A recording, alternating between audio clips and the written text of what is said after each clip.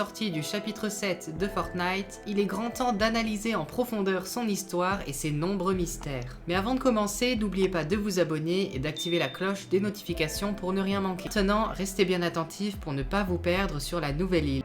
Pour comprendre l'histoire du chapitre 7, il faut d'abord se remémorer la fin du chapitre 6. Lorsque Hope et Jones étaient encore bloqués sur l'île de Springfield, ils ont finalement réussi à utiliser l'appareil à faille de Jones pour retourner sur Oninoshima dans la réalité 783. Mais pas sans difficulté. Puis, de retour sur l'île, des alliés provenant des 4 coins de l'omnivers viennent prêter main forte à nos deux héros pour tenter de vaincre la présence obscure, et lui reprendre donc le fragment du point zéro. Même nos anciens ennemis sont là pour nous aider à sauver toutes les réalités. Mais malgré tous ces efforts, la présence obscure reste très puissante et résiste à toutes les attaques. Heureusement pour nous, Jones a une idée. Il utilise à nouveau son appareil à faille pour faire venir sur l'île le cube rouge qui provient de Fortnite OG. Et finalement, grâce à l'intervention du mecha, le cube rouge surchargé d'énergie fait exploser la présence obscure, libérant ainsi le fragment du point zéro. A noter que nous ne savons pas à l'heure actuelle qui pilotait le mecha pendant l'événement. Est-ce le paradigme, la meilleure pilote de mecha de toutes les réalités,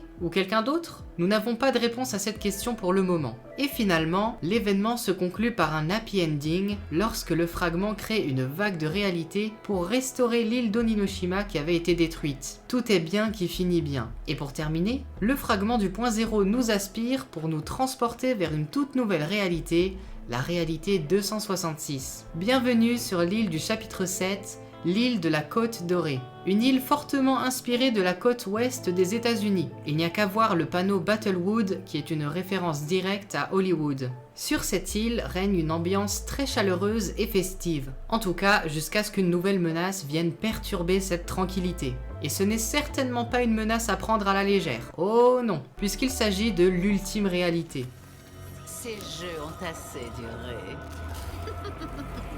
Et oui, vous avez parfaitement entendu, l'ultime réalité est de retour et n'est absolument pas là pour plaisanter. Et ce n'est pas le chauffeur du bus qui vous dira le contraire, croyez-moi. Pour ceux qui n'ont pas connu les premiers chapitres de Fortnite, l'ultime réalité, c'est l'ennemi numéro 1 de la réalité. Pour résumer très brièvement, l'ultime réalité, c'est une immense armée d'extraterrestres et de différents généraux qui ont tous un seul et même objectif, conquérir et détruire pour qu'il ne reste que le néant. Et quand je vous parle de néant, c'est au sens propre comme au sens figuré. Puisque le néant avec un grand N, c'est l'entité qui est derrière l'ultime réalité et qui tire les ficelles. Autrement dit, Kevin le Cube au chapitre 1, c'était lui.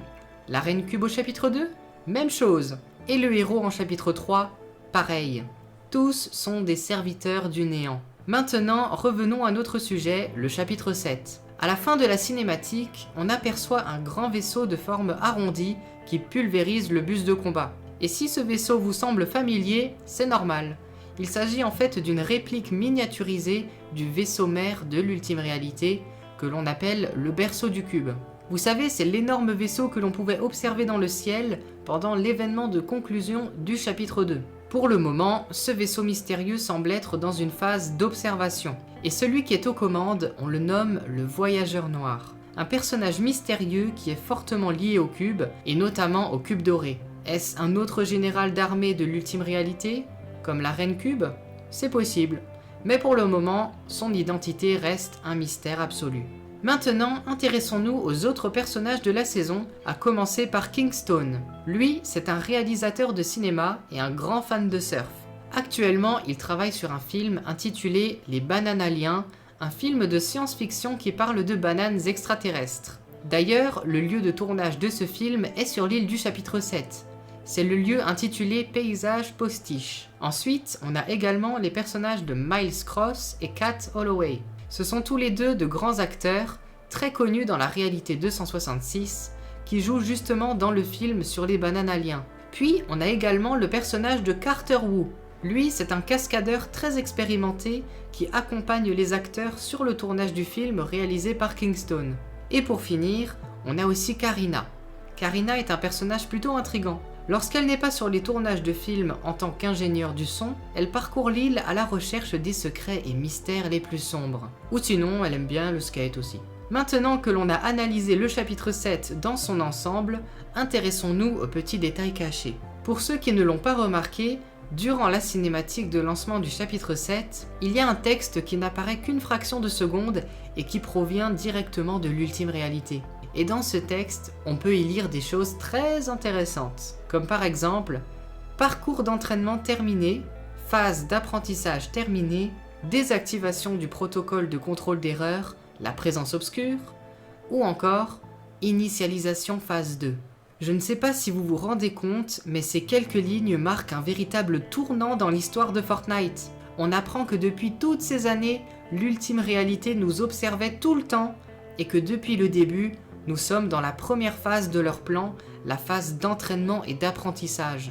Et par la même occasion, on a la confirmation que la présence obscure a été envoyée par l'ultime réalité dans le but de nous tester et de voir comment on réagirait face à cette menace. Ce qui explique par la même occasion pourquoi Jade nous disait que le monde des âmes n'était pas mauvais en soi. Tout simplement parce que la présence obscure ne venait pas du tout du monde des âmes et qu'elle a été placée là volontairement par l'ultime réalité pour continuer leurs études sur nous et voir notre capacité à réagir. Donc, depuis le début du chapitre 6, c'est l'ultime réalité qui tire les ficelles et donc indirectement le néant.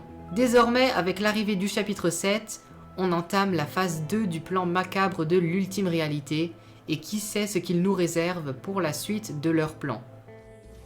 C'est la fin de cette vidéo et j'espère qu'elle vous aura plu. Il reste encore beaucoup de choses à évoquer, mais je garde le reste pour une prochaine vidéo. Donc n'oubliez pas de vous abonner et d'activer